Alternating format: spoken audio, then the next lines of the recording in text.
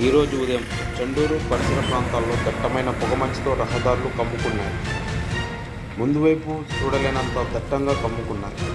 వాహనదారులు మాత్రం లైట్లు వేసుకొని ముందు వస్తున్న వాహనాలను గమనిస్తూ నెమ్మదిగా నడుపుతున్నారు.